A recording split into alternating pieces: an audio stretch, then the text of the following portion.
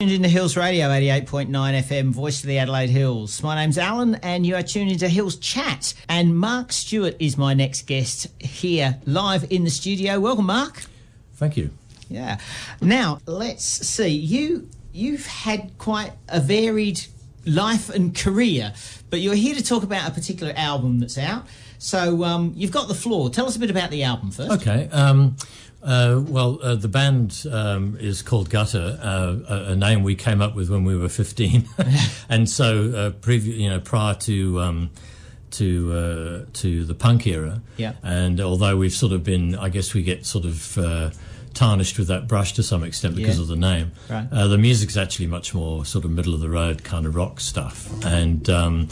Shoes and Ships and Sealing Wax was a follow-up to our first album, which was Cabbages and Kings, and obviously with the relating to the poem. And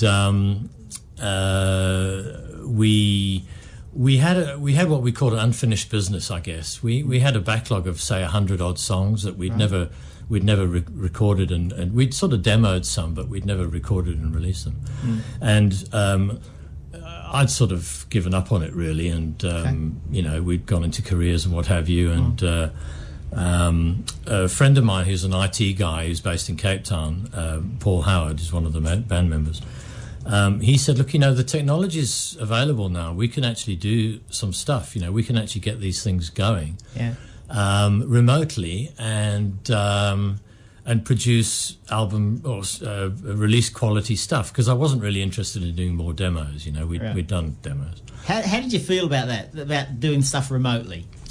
Well, for a start, I'd sort of always wanted to be a professional musician, and when that didn't happen, I guess I put it out of my mind. I sort of closed that box and went on and became a lawyer and did various things. But and I didn't really want to reignite that story if it was going to all be the same disappointment again. Yeah, okay. And so I was a bit reluctant, and but he started doing things on his own. Yeah. And then sending them to me, and I was going, oh, that's not right. Those chords are wrong. What's going on here? And he kind of sucked me into it. Yeah. And before I knew it, we were working on the stuff. We did a song, and we put it all together and mixed it and so on, and remotely. Yeah. And he sent it over in sort of final version, and I thought, wow, that's actually sounds pretty good. Mm-hmm. It is probably release quality. Yeah. So from there on, we sort of decided that we'd give it a bash. We had about 10 or 11 songs that we thought were some of our better ones. Mm-hmm. Stuff that wasn't necessarily commercial, but we thought were sort of quite epic type songs. Sure.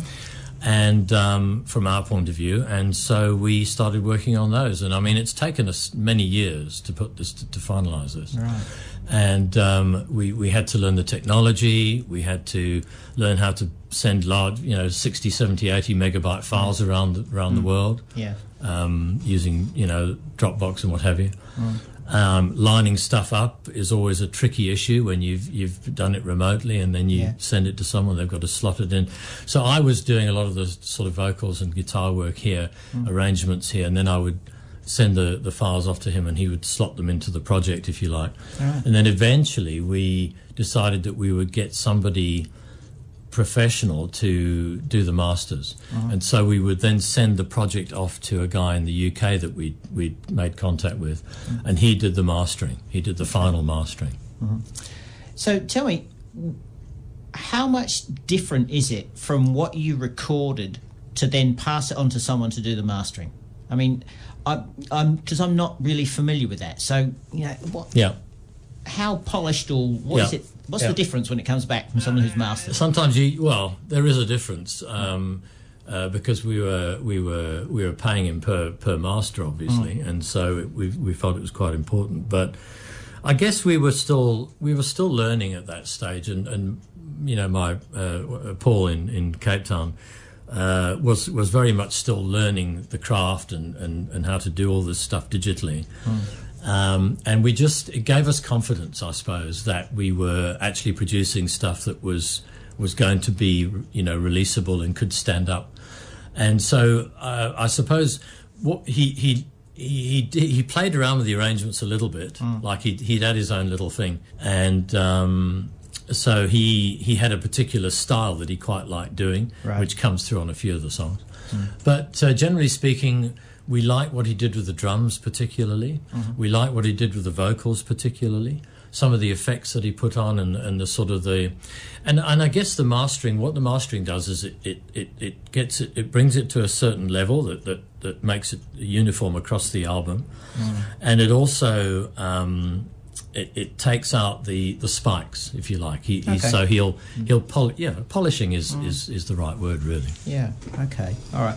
Now, one of the songs from the album is called Poetry. We'll play that at the end of the interview. But tell us a bit about the song Poetry. Yeah, it's quite interesting, actually. The drummer and I, Tony Huggett, used to write a lot of the stuff together. And we were at university when this one was done, and I remember it well.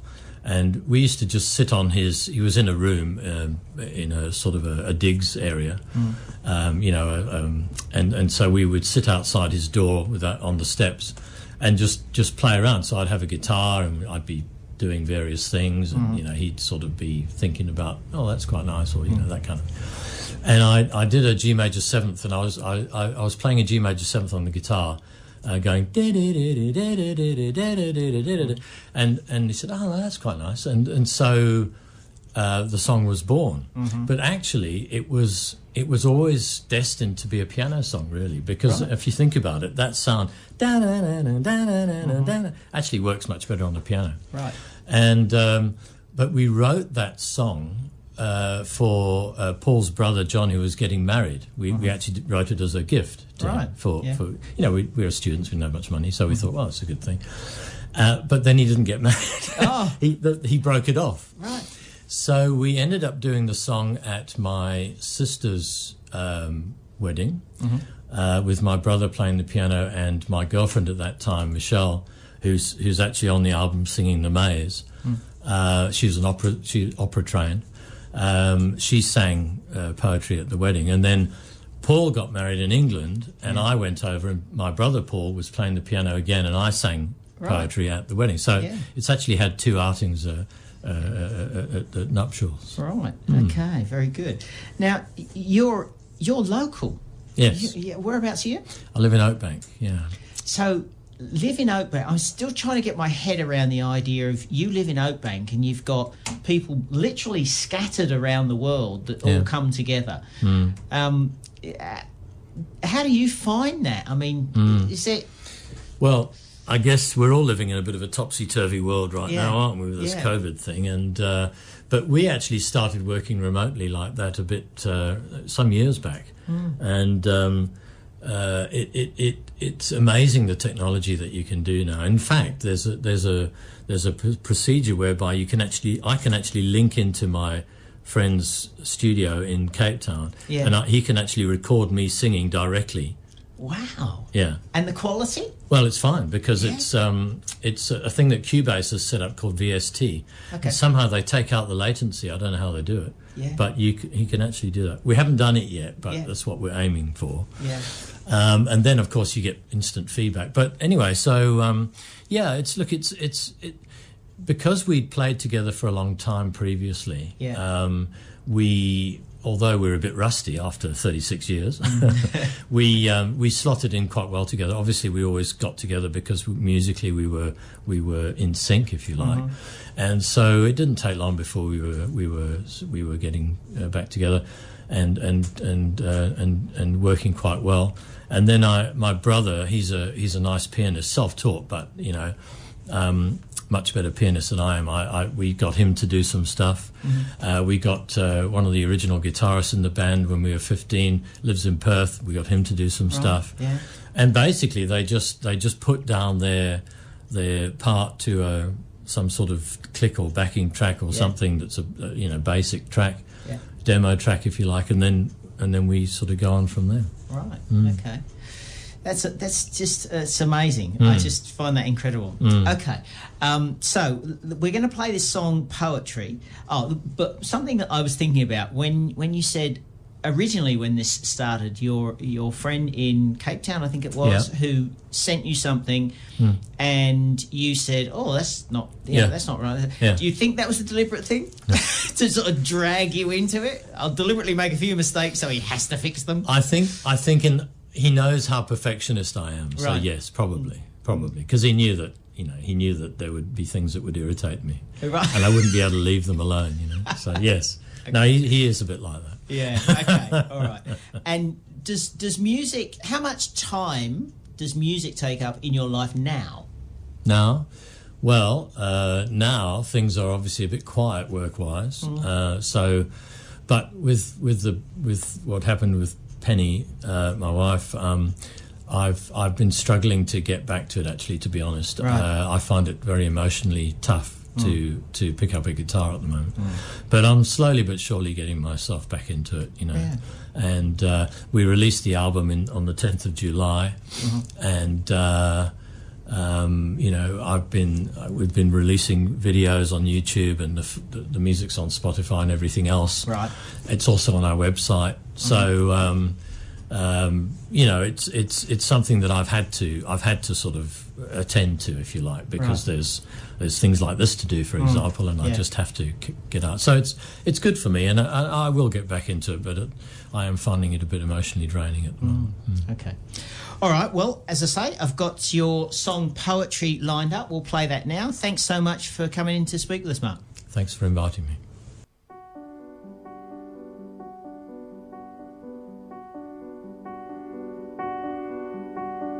I could put it down in poetry or equate it to a symphony. The wonder of your love for me never ceases to surprise me. It may seem strange, but in a way, your smile brightens a dreary day. You turn my life into a play where I'm always the winner. Oh, what I'm trying to tell you is a tease I need put into words. You're the one. I'm the earth and you're my sun. My life revolves around you, but you're so far away. You're the reason for my living day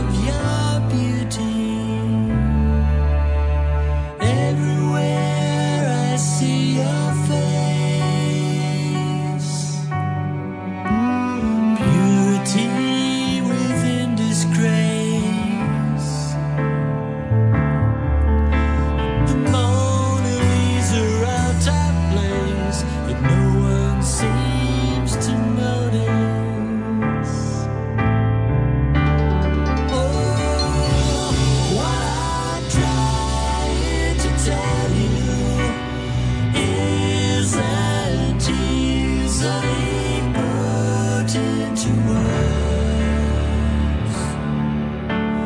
You're the one. I'm the earth and you're my sun. My life revolves around you, but you're so far away. You're the reason for my living day to day.